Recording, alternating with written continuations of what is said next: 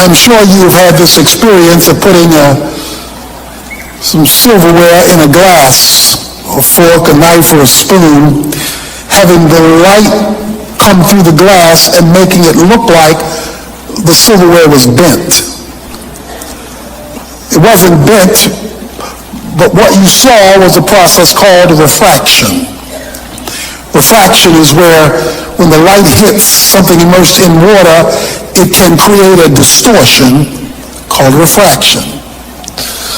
The spoon or the knife or the fork is not bent, but it appears to be bent because of the environment in which it is in. We live in a world that creates a refraction, a distortion.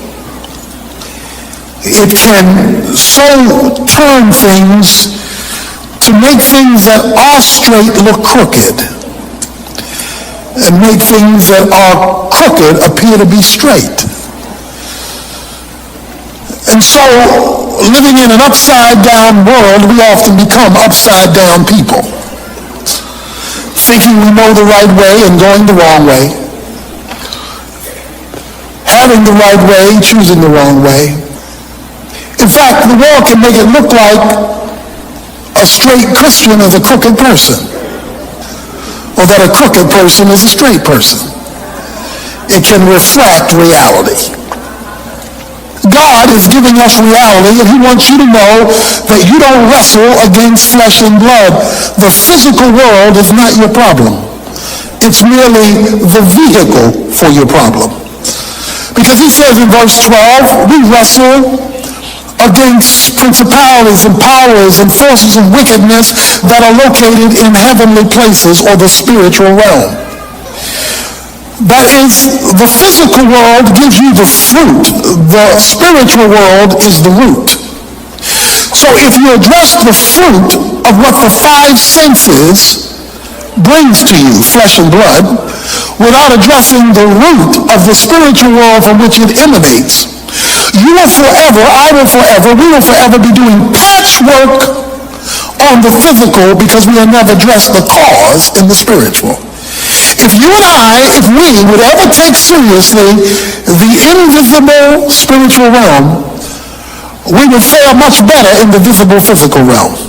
But because of the process of refraction, distortion, the spiritual realm has been made to be seen as unreal and out there. Because after all, we operate in the world of the five senses. The five senses are very real and very necessary, but they're not the starting point for the Christian who's been seated with Christ in heavenly places. That's not where we start. That's what we deal with, but that's not where we start. The moment you start there, you're in a refracted scenario, because you're not getting things as they truly are, you're getting them as they appear to be. He has said that God has provided armament for us to wear as we deal with spiritual battles in life. In verse 14, he started off with the belt of truth. Truth is God-based knowledge. It is knowledge from God's perspective. It's God's viewpoint on a matter. Truth is God's viewpoint on a matter. That's the truth, the whole truth, and nothing but the truth, so help you God. Truth is an absolute objective standard by which reality is to be measured. Something is real based on how God views it, not even based on how you see it. If you're going to win in the spiritual realm, truth must be worn continuously as a belt, because Satan is a liar, and if he knows you're not committed to truth, he will suck you dry based on half-truths or full lies. He then says, put on the breastplate of righteousness. That is, tether your rightness to the truth. The breastplate, the chest, because in the chest is the heart. Have your heart committed to right based on the truth that you now concur with. And then last time we saw in verse 15, he says, have your feet in the gospel of peace. true peace, lasting peace, comes not from a pill, it comes from the gospel. It is embedded into the gospel because the gospel has the grace of God within it, which has been deposited into the spirit that's lodged in your soul. Your soul is lodged in your body. In the pill of your spirit is all the peace you've been looking for, that you've been paying for out there. He says the peace you're looking for is in the pill called the gospel. But if you don't know the gospel, or you don't know how to access the gospel, then the peace that the gospel holds, you don't experience. So you go out looking for pseudo-peace, false peace, temporary peace, or you settle for chaos management. Chaos management, not authentic peace. And I said, you always know whether it's God's peace because you don't understand why you have it, given the mess you're in. It's a peace, the Bible says, that passes understanding. You say, well, how do I access all of this that you tell me I have if I'm a Christian? An assumption is that you're a Christian. If you're not a Christian, you have nothing to access. But if you are a Christian, if you've responded to Jesus Christ, how do I access this victorious living in the midst of the spiritual battle that I'm experiencing in my physical world? How do I access it? He answers that in verse 16. He says, in addition to all, having taken up the shield of faith, with which you will be able to extinguish all the fiery darts of the evil one. He introduces us to the next piece of armor called the shield of faith, or let's put it another way, the shield which is faith. The shield is actually faith itself. I want to today clarify faith for you because many of us have misunderstood faith, misused faith, misunderstand faith, and yet faith is critical. Because he says, leading off verse 16, in addition to all. In other words, I know I've told you a lot so far, but if you grab this one, you got it all. This one, he says, is key. Faith. In addition to all, take up the shield of faith. Now, notice the verb, take up. The first three pieces of armor, he didn't use the word take. He uses the word to be. In the text, it says having in verse 14 and 15, having the belt of truth, having the breastplate of righteousness, having the shoes of the gospel. But now he switches verbs. The first three are something you wear all the time. You keep truth with you. You keep righteousness with you. You keep the peace of God with you. You keep those with you. But now when he comes to this next piece, the shield of faith, he says that one you pick up. You take. The first three you keep with you all the time, but last three you pick up on an as-need basis. It's like a baseball player who wears his baseball suit during a baseball game. He never takes off his uniform, but he picks up the bat when it's time for him to bat. He picks up the glove when it's time to go to the field. In other words, he picks up those as needed. The first three you keep with you. You never take them off. You never change those clothes. But now you must take up the shield of faith. Please notice, you got to take it up. God won't take it up for you. This is your responsibility. He calls it a shield of faith. A Roman soldier had a shield. When it was time for him to fight, he would take his shield. The shield was 2.5 feet wide, 4 feet long. This shield was so situated that a Roman soldier could crouch down and hide his whole body behind it. In other words, the shield covered all of him when it was positioned correctly. His full body could hide behind it. In fact, when you see them in battle, sometimes the Roman soldiers would link their shields next to each other and a whole army could crouch down and hide behind it. Because the shield of faith would handle anything that the enemy threw at it, whether it was a javelin or whether it was an arrow. So the reason why this particular armament is so critical is that it covers all of you if you're behind it properly. He says, in addition to all, take up the shield of faith. When do you need to take it up? Well, he told us earlier on the evil day. The evil day is the day all hell breaks loose in your life. It is when you're under attack. It's when the finances are so low you don't know how you're going to make it. It's when you've lost your job and there's none in sight. It is when everything is breaking down emotionally. It's the evil day. It is the day when all hell powers broken loose from your life. The day of your attack, on that day, you need to be covered by a shield which is called faith.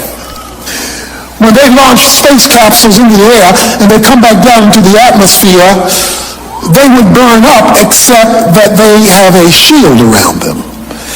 This shield, in light of the heat breaking into our atmosphere, keeps them from burning up. On the evil day, you feel like you're going to burn up. He says, but if you have a shield, you'll make it in an atmosphere of chaos. So the question is now, what is faith? What is faith?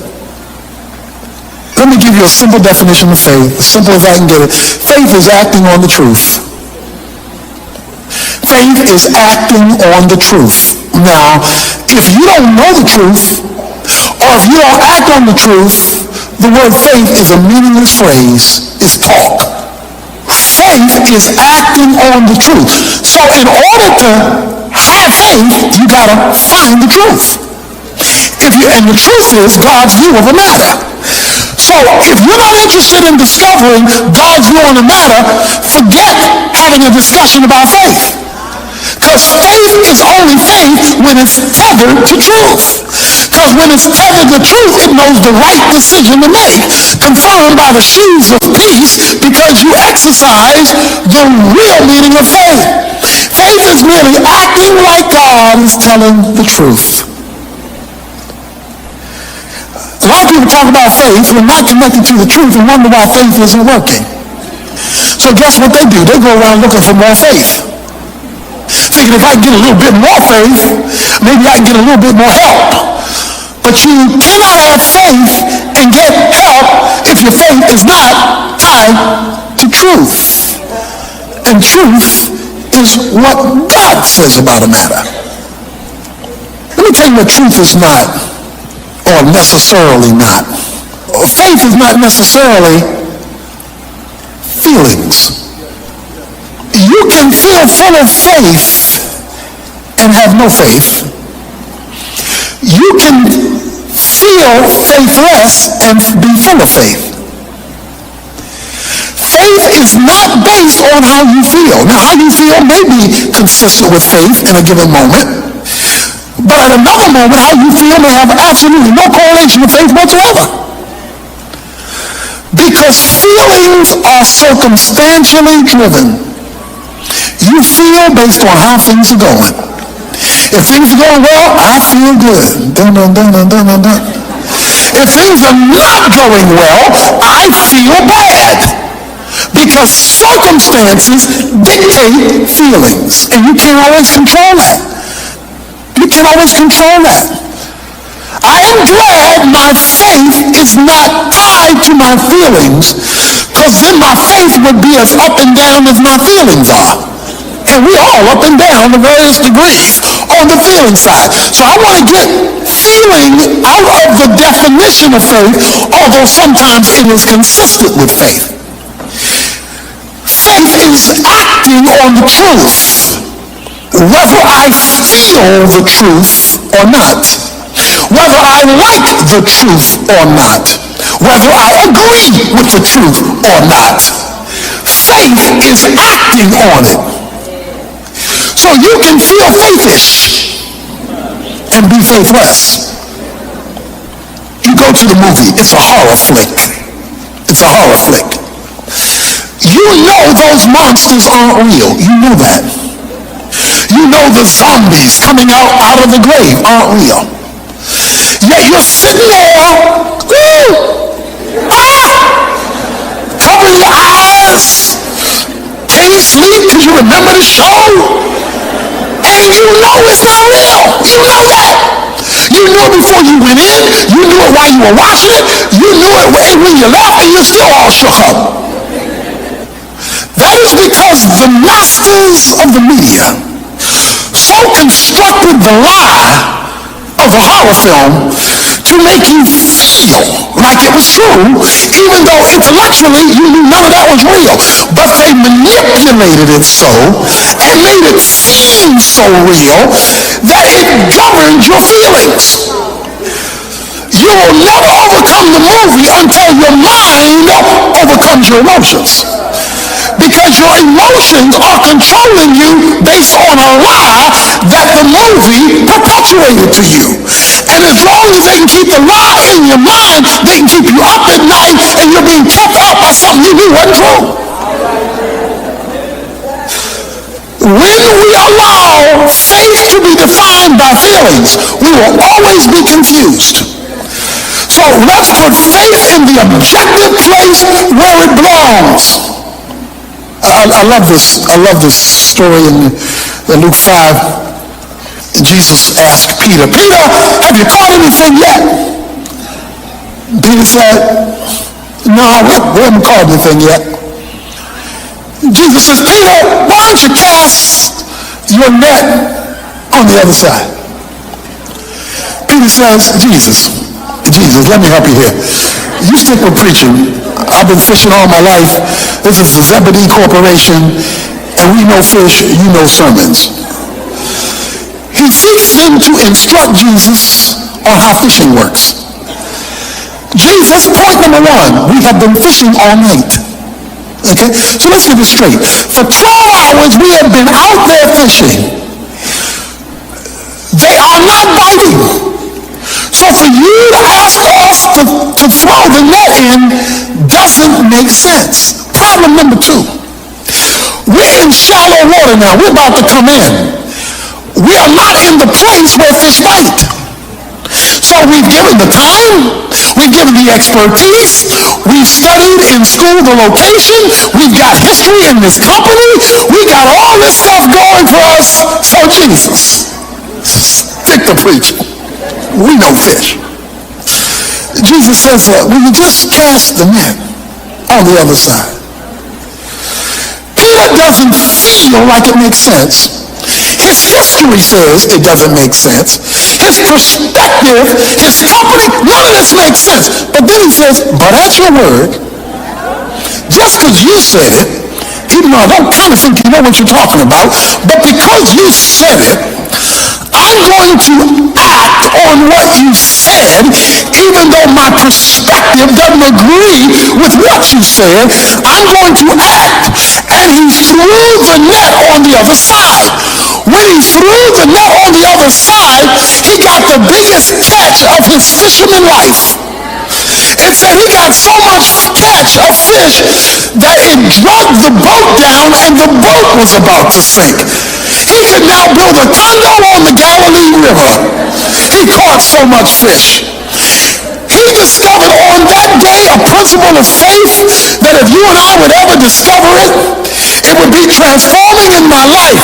In spite of what I learned, in spite of what my history is, in spite of what my background says, in spite of my education, in spite of all the stuff I have accumulated, in spite of my own perception of my own natural brilliance, if I would simply do what he says, I would discover there is a lot more to this than I ever knew, because I would discover my finiteness and I would discover his infiniteness. I would discover, see, one of the things that's keeping us from experiencing God is we know too much. We know too much. If we were half as educated in the Word as we were in the world, we'd be a lot further. We want a master's degree in our subject, but we want to be dropouts in Scripture. And we wonder why nothing's working, because we don't know enough truth to have faith in it. Faith is acting on the truth, which means I want to know the truth so I can act on it, which exhibits faith so that I can see God move. Now, let me explain something now. Faith does not make God move. Let's get this straight.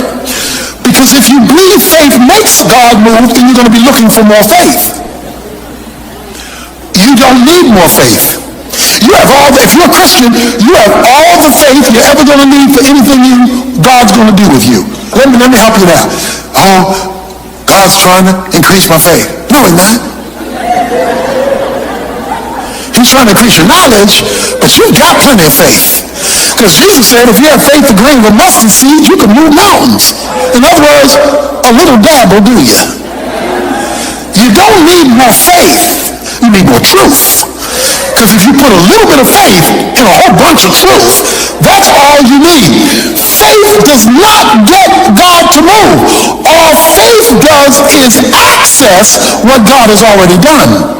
Faith is the point of access, not the point of power. The power is in what God has already done in grace when he deposited the divine life within you in seed form. As the knowledge of God enters into that seed expands, and all you're doing with faith is withdrawing what grace has already put on deposit. So stop looking for more faith. You don't need more faith. The moment you act on what God says, that's all faith you need. You got plenty of faith. So you got all the faith you need. Whatever growth your faith needs, it will get from the action you take, not by trying to conjure up more faith. Not by trying to whip it up. Just trying to whip up faith. Well, really all you're doing is whipping up emotion. You're not whipping up faith. He says, I want you to have the shield of faith. Faith is your access point, Romans chapter 5, verses 1 and 2. He says faith gives you access to grace, and grace is where God has deposited everything he's going to do for you. Everything God is ever going to do for you, he's already done. He can't do anything more. So even when you say God bless me, it's kind of we understand what each other means, but all the blessings he's ever going to give you, he's already given you. There's nothing new he can do for you. Your problem, my problem, is withdrawing it, not getting it. It's already given. Faith withdraws it. So here it is. Grace puts on deposit all of God's goodness on your behalf. Faith accesses the deposits. Work proves you're exhibiting faith. Work proves you're exhibiting faith. Faith accesses grace. Grace has on deposit what you're looking for. Works don't get grace, because once you attach works to grace, it's no longer grace. Romans 11:6 says, once it's of works, it's no longer of grace. So works don't give you grace. Works just access faith, and faith accesses grace. That's how it flows. So, he says, put on the shield, this covering called faith. Faith is a law, Romans 3:27 says. It's a rule whereby you operate. He says you're not only supposed to get saved by faith. He says in Romans 1, you're supposed to live by faith. In other words, this is supposed to be the way you flow. You're supposed to have a faith walk. That's why the Bible calls it walking by faith. You're supposed to have a flow faith. It's supposed to be the way it's supposed to be your groove. It's supposed to be your zone. It's supposed to be your modus operandi. But it must be linked to truth. Now here it is. Please notice this. I'm explaining faith. Faith, if you want it to be real, watch this now, cannot be limited to your five senses. If you limit faith to your five senses, it won't be real faith. It won't be real faith. Because we're talking about accessing the invisible realm, not the visible realm. So we're not talking about accessing the stuff you can see and touch and taste. Hebrews 11:1. Faith is the substance of things hoped for. It is the evidence of things not seen. If you can see it, it's not faith. If it's tangible and if it's moving in the physical realm, it's not the faith God is talking about. That's just screaming faith anybody could have. Anybody gonna believe something that they're looking at? I believe you sitting there. How come? Because I see you. That's not what he's talking about. He's not talking about that. He's saying it's the evidence, it's the substance, so it's real. Even though it's in the spiritual realm, it's real, and it has evidence, it's provable, but it's not yet seen. The whole point of faith is to grab something out of the unseen realm and bring it down to the visible realm. So you never start with what you see to determine whether you have faith. That's called sight. It's a whole other word. And because we don't live by faith, in other words, because that's not how we roll, that's not our flow, we don't see much grace. He says, in addition to all, above all things, take on the shield of faith. Why do I need the shield of faith?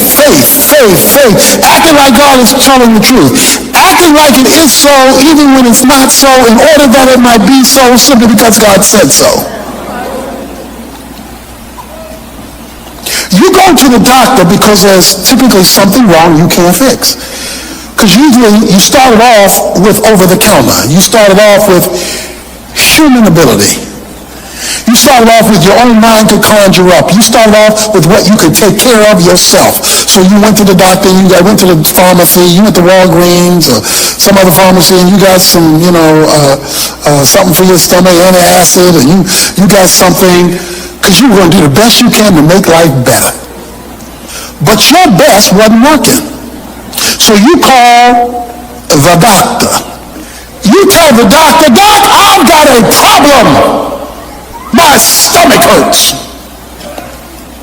The doctor's going to hear your call, but he's not going to take for granted your problem.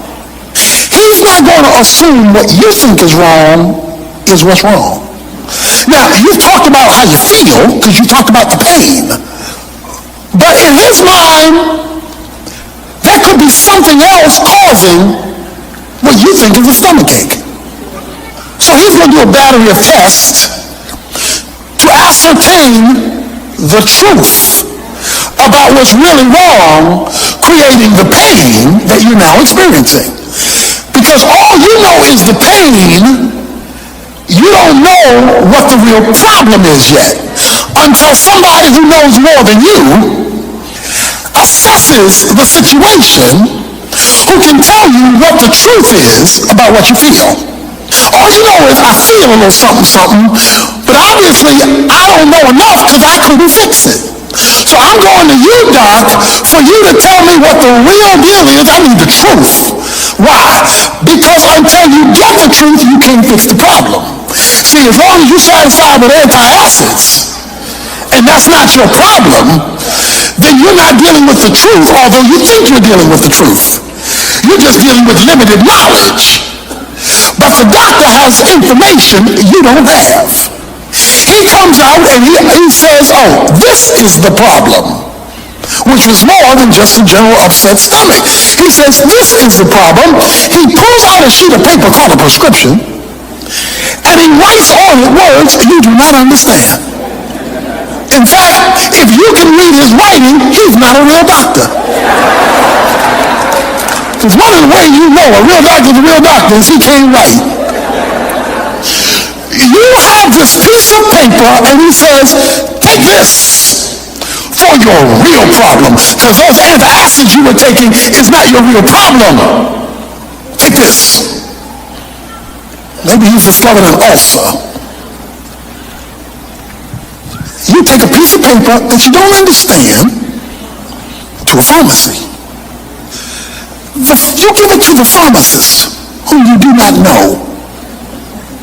The pharmacist goes back there with a whole bevy of medicines and starts putting your stuff together.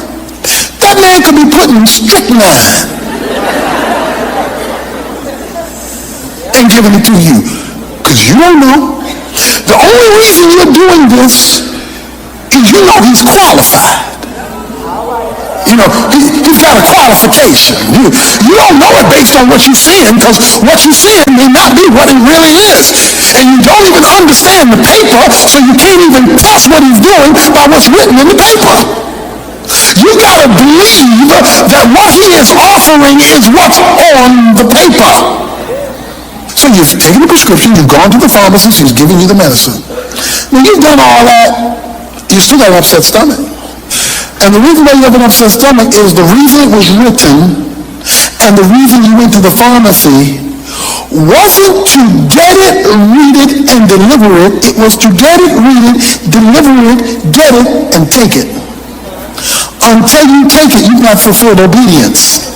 And if you don't fulfill obedience, you're not going to get better. Because your way was solving the symptom, not solving the problem. See, many of us, we come to church and we get the word and we say, well, I don't understand all that. I don't understand all that. I haven't studied Hebrew and Greek and Aramaic, and I don't fully understand all that, but I know the one who gave it knows what he's talking about, because he's a pro, he's a doctor. If there is no acting on what's prescribed, there is no faith that has been exhibited. And if there is no faith that has been exhibited, stop complaining to the doctor, his stuff not working. We got a lot of people complaining to God, your way doesn't work, and we haven't taken pill first. Or we took one pill and there are 20 in the bottle. He said take one every 4 hours, we take one every 4 days, and wonder why it's not working. Because we have not exhibited faith. Faith is not a feeling. Faith is not a discussion. Faith is an action taken based on the authorization of somebody who knows what he's talking about. Last time I checked, God knows what he's talking about. Why do you do this? So that you will be able to extinguish all the fiery darts of the evil one. Says the reason you do this, the reason why faith, that shield that you ought to crouch behind, because it can handle anything thrown your way. All the fiery darts of the devil. Notice, not all the darts or arrows. The word dart means arrows. The Roman shield is made of wood, but it's wrapped in leather or some kind of animal skin. When they went out to war, they dipped it in water. They knew that people were going to throw spears at them and that they were going to shoot at them. And that some would dip their tip of their arrow in pitch and light it. That's why it calls fiery arrows. That's an arrow that's been set aflame. You remember cowboys and Indians in the movies or in television? And the wagon train would be going around, and then the Indians would attack the wagon train, then the wagon train would get in a little circle, then the cowboys would get behind the wagons and start shooting at the Indians, and they're riding around and they shooting arrows at the cowboys. Well, now, it really wasn't a fair fight because, at least in the early days, the cowboys had all the guns and the Indians had all the arrows. Now, that's not a fair fight. But there would always be this one smart aleck Indian. He would dip the tip of an arrow into some pitch. He would light it, so now it's a fiery dart. It's an arrow that's been lit up. He then pulls back the bow and shoots. That arrow is not for a cowboy. That arrow is for the canvas of a wagon. Because he knows if he can burn down the canvas, he can expose the cowboy. And now once exposed, I don't need fiery arrows, I just need arrows. Fiery darts are meant to dismantle you so that now you become open for everything else he wants to shoot your way. He says the shield of faith is so strong that not only cannot arrows get you, arrows that's been put on fire can't even burn you down. He says the shield of faith is staggering. Why? Because faith enters into the realm of grace and accesses God at a whole nother level. It accesses God. That's why 1 John 5:4 says we are overcomers by faith. In order to be an overcomer, there's got to be something to overcome. Maybe you're trying to overcome joblessness or finances or emotional fire of the mind or emotional depression, or maybe it's relational fires that you're going through, or maybe it's sin and temptation that has set you aflame. Whatever the fire happens to be, he says faith can put it out. Faith can put out the fire. But you've got to define faith God's way, not your way. Any weightlifter who can lift 500 pounds doesn't have a problem with 100 pounds. If you can lift 500 pounds and somebody says, well, can you lift this 100-pound bag? Ain't nothing but a thing, because if you can handle 500, 100 is no big deal. On the cross, Jesus Christ handled the sins of the whole world. the whole world, for all people, for all time, all sin was pinned on Jesus Christ 2,000 years ago on the cross. All the sins of all mankind for all world was put on Jesus Christ on that day. So if he can handle all the sins and all the circumstances of all men for all time, what did you tell me your problem was? What did you tell me your situation was? What did you tell me your need was? And you're going to imply that God who can handle it for the whole world on the cross, yours is a little bit too heavy. No, what's missing is faith in it, not power for it. What he is suggesting to us is that if we will take faith seriously as God defines it, you will experience victory as you've never had it before. I will never forget it. I will never forget it. This is lodged in my mind. The 1996 Olympics. Her name was Carrie Struggs. She was a gymnast, a little tiny girl. The United States gymnast team was in second place. Carrie Struggs was the last gymnast to go, and she had to make a certain score to overcome the first place team. I don't remember whether it was Romania or Soviet Union, but whoever it was, she had to do a certain 9 point something to overcome so that the United States would win the gold medal. So all the pressure is on little Carrie. Carrie stands and Carrie looks down because she has to vault. She has to go, propel herself, flip over the horse, and come back down, standing up to get a high enough score. Well, Carrie takes off, and she's running.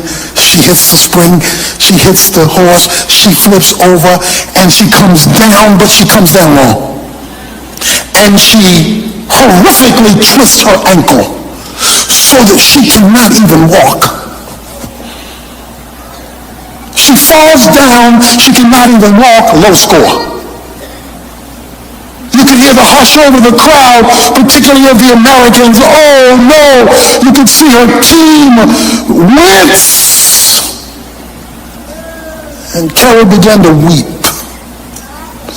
Because this whole thing is riding on her. She has one more jump. One more jump. But she can't walk. And to do this, you got to be able to run. Jump, put pressure down and jump, flip, and you got to land standing up to get a high enough score to win. She's got one more jump. So she's there weeping and trying to stand up, barely can stand up on the one leg, can't put any pressure on the second leg. Over in the corner was her coach, Bella Corolla, the famous gymnast coach. He looked at Carrie crying because they couldn't go meet. He says, Carrie, everything about Jesus' life and ministry is special, but Luke chapter 7, verses 1 to 10 is unique. Why do I say that?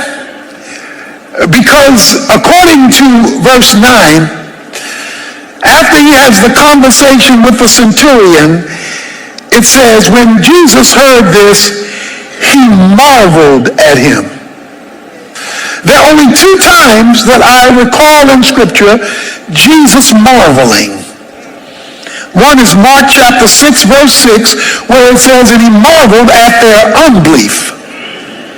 He was shocked. You see me doing all this, you see me achieving all this, and you still don't believe? I'm shocked. But here he marvels at his belief, what he calls his great faith. So Jesus wants to give you and me the opportunity to shock him, to blow his mind from this story. But what you may think blew his mind may surprise you. Let's set the scene.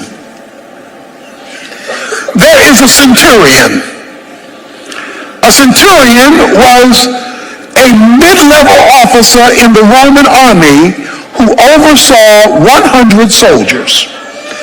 the centurion, century, 100. He oversaw 100 soldiers in a legion of 6,000 soldiers. So the legion, the Roman legion had 6,000, and he was responsible for 100 of those 6,000, much like a captain or maybe a major in our army. He had a servant who got ill. He got sick and was about to die. It says that the centurion heard about Jesus. Word had gotten out that this Jesus is something else. The blind see, the lame walk, the dumb talk. I mean, it's just this Jesus is blowing folks' minds with what he's doing. So he sends a couple of Jewish leaders to ask Jesus to come and save his servant who's about to die. Now that's unusual within itself because the Jews hated the Romans. But this Roman was cut in different cloth because the Jewish leader said he loves our nation, and he even went into his pocket to build our synagogue. He says this guy has loved our nation. And you ought to help him. You ought to save his servant. So Jesus is now on his way to the centurion's house, who has made a prayer request. Save my servant's life. So far, so good. Jesus is on his way. He's gotten the prayer request. Looks like the answer is on the way.